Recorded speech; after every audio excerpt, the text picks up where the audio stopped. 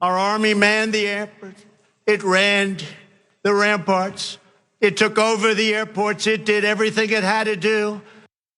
Yeah, that is Donald Trump there at his $1.7 million Independence Day event last week. And just so you know, the mayor of DC says Trump's 4th of July celebration bankrupted DC. Specifically, I'm talking about a special fund used to protect the nation's capital from terrorist threats and provide security at events such as rallies and state funerals. And just in case, you're probably like, wait, how did it cost that much? We've been telling you, but just take a look at just part of the ridiculous reasons why this costs so much. Costs $10,000 an hour to fly a single Blue Angels jet. There are 6 in the formation, but the team travels with 2 additional jets, bringing us to 8, and a C-130, referred to commonly as Fat Albert. The F-35 fighter jet costs $30,000 an hour to operate, just in terms of fuel. And a plane that's used for Air Force One's fleet costs $140,000 an hour. That is wild. Anyway, Mayor Muriel of DC says she wants the money back stat. In a letter to the president Tuesday, DC Mayor Bowser warned that the fund has now been depleted and is estimated to be running a $6 million deficit by September 30th. The mayor also noted the account was never reimbursed for $7.3 million in expenses from Trump's 2017 inauguration. The thing is, he is not gonna authorize the State Department to send this money back to them. It's just horrifying that it seems like it's a fairly important fund. Yeah, so I have a solution as always. I don't want to just do critiques. I want to be constructive about it. Okay. So there's different batches of money, right? So there's the money that the military spends on the planes.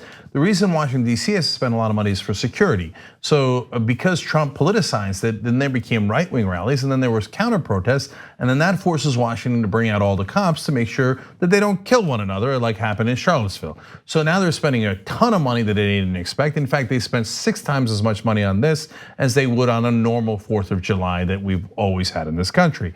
So my solution is don't do it anymore. So if I'm the mayor of Washington, I'm like, oh no, I'm super happy to do it, and I got to provide security, etc. But you are not reimbursing me like you are legally supposed to. So I'll do it the minute you reimburse me. So what? Look, it's Trump made it way worse and bankrupted them as usual. He's bankrupted himself 6 times, so he thought, why not Washington? But one of the other things that put him over the top was the state funeral of George H.W. Bush. So now it's hard when foreign dignitaries come, etc. No matter what, DC cops have to protect them, right? But the next time a fancy politician dies, that's when the mayor should be like, no, we're not doing it. So you pay us the money you owe us legally, so to provide security, etc. And then we'll do the funeral.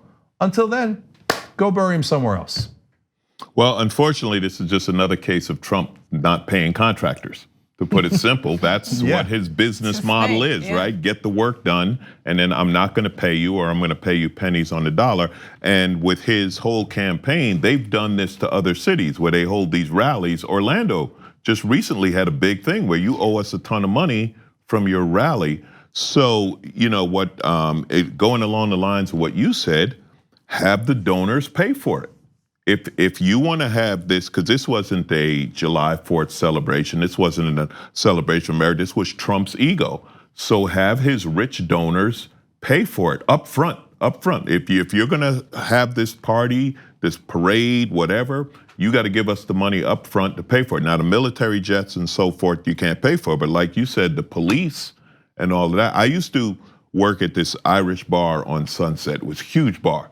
And every year on St. Patrick's Day, they had to pay the West Hollywood police for extra police protection, like up front. West Hollywood was like, you cannot hold your, because it was a huge party. They're like, you can't hold your party unless you pay us for the extra police up front.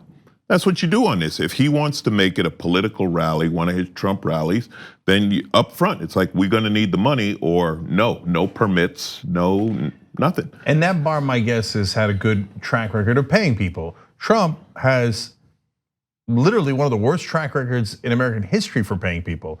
What Alonzo's talking about is that's his business model. Almost every time after you perform the work, he goes, I'm not gonna pay you. And they go, what do you mean you're not gonna pay me? And then he negotiates you down and goes, ha, sucker. Right. You should have never trusted me. Okay, deal.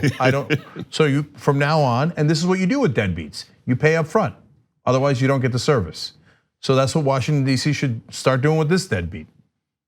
But these are great ideas, but is it gonna happen? Because he's gonna say no. And so, or just ignore the request. And so do they get down to crunch time and just call his bluff and just not have any police show up? That'll never happen. So you're right. They can't do that, but they can try to do something. They could even close it off. Say, hey, you can't come here, right?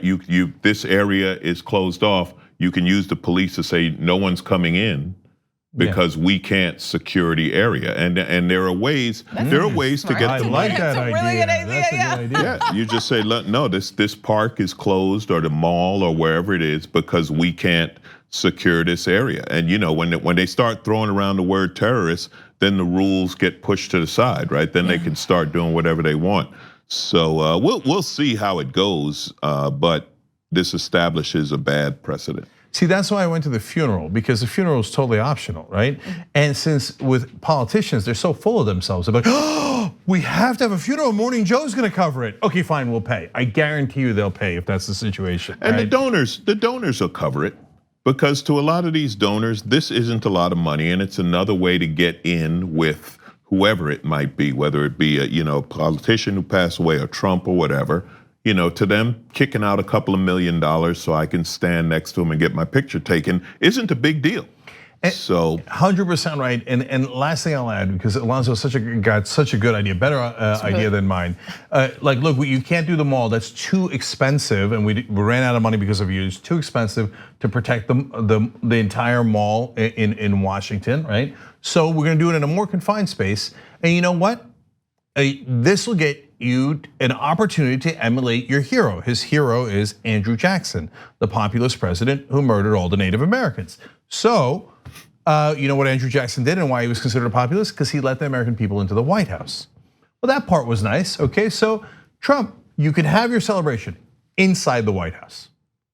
And let your alt-right guys go in there, let the counter protesters in there. You'll be just like Andrew Jackson, it'll be great. You wanna do it inside your house? Didn't think so. Right. I think there's also a golf course nearby that they could trample.